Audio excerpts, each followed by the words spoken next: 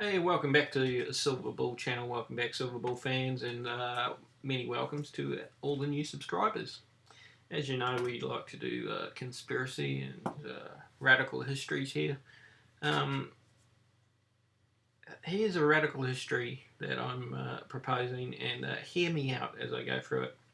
I'm going to tell you the original settlers in New Zealand were not Maori. They were, in fact, Aboriginals from Australia. Now, some of you are immediately going to go, that's impossible, that's not traditional history or anything. Have a listen and let me present the evidence. For starters, Australia is a lot closer to New Zealand than many of the Pacific Islands where the Maoris came from. I'm not saying the Maoris didn't come from there, I'm just saying when you consider they come from Hawaii, Tahiti, the Cook Islands, and many other small islands in the Pacific, that to suggest that no Aboriginal could have come from Australia to New Zealand, which is in fact much closer, would seem a bit of a stretch. The other problem we have is that the predominant winds and weather come from the westerlies, and they bring huge weather fronts over New Zealand all the time, swinging up from the Tasman here. And so the predominant wind, if you were to travel by boat, is going that way, westerly. So it's actually a lot easier to come from Australia. Now, the Maoris acknowledge in their own history that they came to New Zealand approximately 1000 AD, as early as 700 AD. They have in their own strong recorded oral history between 28 to 30 generations before the white man came. So they were in New Zealand for a long time. But in their own history, their own oral history, they say they were not the first people in New Zealand. In fact, they say there were numerous different types of people in New Zealand, and they give them many different racial descriptions. However, one story I want to go through is very interesting. This comes from the original inhabitants of New Zealand, their origins, physical peculiarities, and culture. This is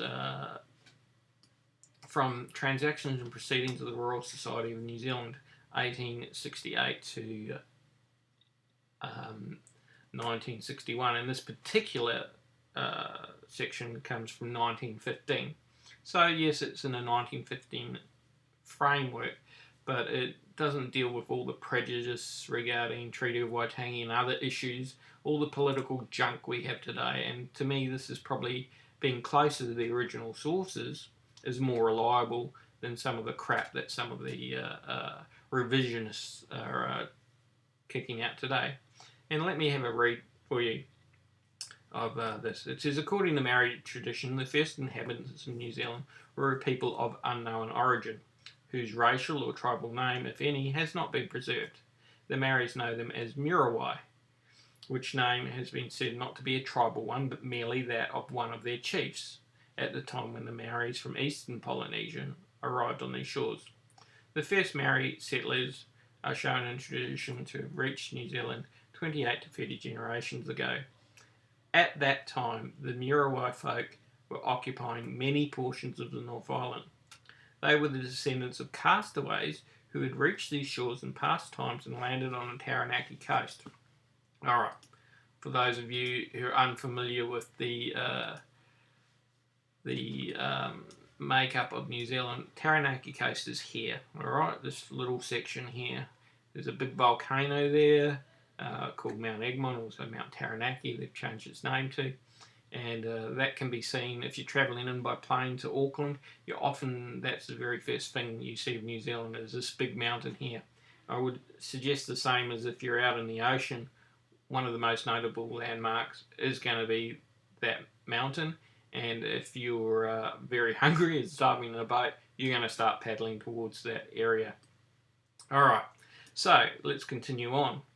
They had been driven from their own land by a westerly storm, i.e. a storm coming from the west. They had been driven that way, driven westerly. Didn't say they came from the north, so they didn't come from New Caledonia or Fiji, didn't come from the east, a westerly storm. Okay, so what's to the west of New Zealand? Australia. So here's some Aboriginal fishermen who got stuck in a storm and just kept getting pushed over and over and over, and eventually they land here in Taranaki.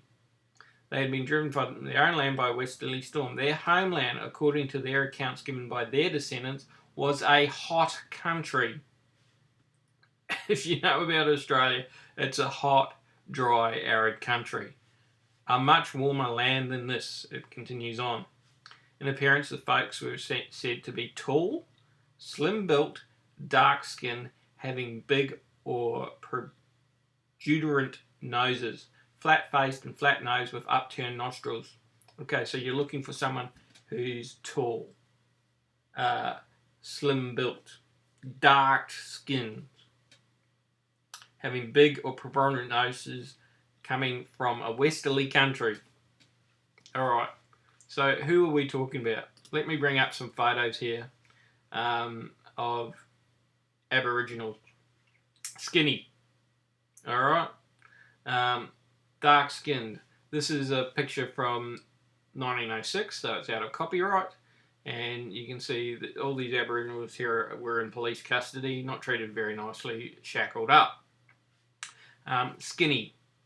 Dark-skinned. It went on to say their eyes were curiously restless. They had the habit of glancing sideways without turning their heads. Their hair in some cases stood upright, in others it was bushy. Bushy or stood upright? Look at that, upright. Bushy or stood upright? Look at the nostrils. I'll show you a closer picture of an Aboriginal. Look at this guy. The nostrils. Big nose. Flat nose by European standards. So, tall. Well, tall compared to Aboriginals. Many Aboriginals I've met aren't what I'd call tall. There are some tall people amongst them. But many Polynesians I've met are very short. Big people, they're solid, they're fat, but not all of them are tall. So quite possible that Aboriginals could be taller than them. Alright, so let's go through this again. Their homeland, according to the accounts given by the descendants, was a hot country, a much warmer land than this. The appearance of these folks is said to be tall, slim-built, dark-skinned, having big or protuberant noses, flat-faced, flat-nosed with upturned nostrils. Their eyes were curiously restless. They had the habit of glancing sideways without turning their heads. Their hair in some cases stood upright, in other cases it was bushy. Okay. It goes on in this article to say, when you wonder, well, what happened to them? Let's carry on. They are said to have been ignorant of their own lineage, a sure mark of an inferior people in Maori's eyes. They were indolent and chilly folk, fond of sitting around a fire. If any of you have had dealings with Aboriginals or Aboriginal communities, they love sitting around the fire. That is the one thing you'd probably describe about Aboriginals. They love sitting around a fire and talking, alright? Fond of sitting around a fire. They slept anyhow, and if you've been to the community, you find Aboriginals sleeping all over the place. You've got to be careful not to run over someone. And in summertime, they went almost naked, merely wearing some leaves. Okay. These guys been given a little loincloths, but on the whole, Aboriginals prior to Europeans wore very little. Okay, it's a hot country. Why would you need to wear anything? It carries on with saying in summertime they went almost naked, and in winter they wore rough capes made of fibrous leaves of toy. So they didn't really get much into making clothes, which Aboriginals aren't famous for their clothing. They're famous for doing it pretty rough. They were imprudent in the matter of food supplies and did not construct good houses, but merely rough sheds or rude sheds that our ancestors called tarawuru. Okay, So Aboriginals, they're a nomadic people. They didn't grow their own food on the whole, all right? They lived off the land. They were nomadic. That didn't mean they didn't have ties to the land. They certainly had very strong spiritual ties to the land. But, and if you've seen the traditional Aboriginal humpy, it's just a bunch of sticks and bush and that build up to keep out the weather, and it's very small. You wouldn't call it a house. It's more like a very rough sleeping thing. On account of these peculiarities, those people, our ancestors, called them in contempt Pakiriwara. Probably pronouncing the Maori wrong here. Kiri Whakapapa. It is also said that the Muriwai had overhanging or projecting eyebrows. Okay, and I've met many Aboriginals who do have very strong eyebrow ridges. Okay, these here, not too bad on this guy, but on others I've seen them where they're very strong.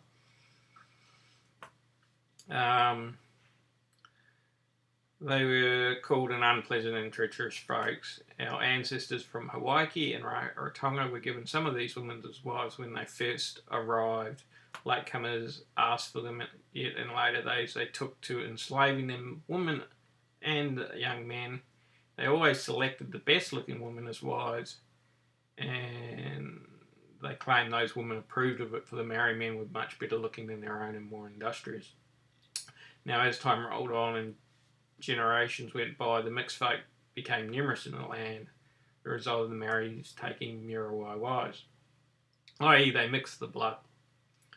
Though, you know, the troubles between the two peoples became frequent, with the Muriwai stealing from our folks and murdering them. It was last resolved to exterminate them. They were attacked in all parts, and war raged across the island, and a war of extermination against all the Muriwai not connected with the Maoris. They were slain at Taroa, Mohaka, Taupo, Rotorua, Tauranga, Tamaki, Hauraki, Hokianga, and all the other places they lived. So, in other words, the Maoris decided they couldn't get along with these people, and they exterminated them. Okay? Just exterminated them. And Maoris were cannibals, so, you know, it was just part of what they did. They would have exterminated all the men, most of the women. If they found a woman they deemed good looking, they took them to be wives.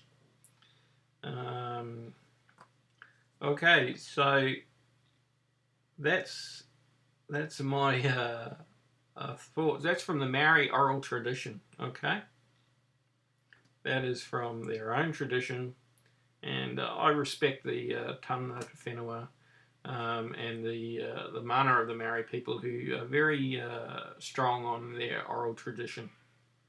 They take it very seriously, and to me, it should be taken as history. All right, as much as any history book written. And in fact, it's much closer history to us than, say, Julius Caesar or something like that. So, you know, it goes on to talk about they found them very ugly, and, you know, I'm going to be criticised for this, no doubt, and called a blatant racist, but on the whole, Aboriginals would be called by most people an ugly race. They're not what we'd call attractive. Now, beauty, of course, lies in the eye of the beholder. And looking at this guy, you know, he has a very noble bearing and has attractiveness in his own right. But, you know, whether there'd be a Victoria's Secret models, quite a different story, you know.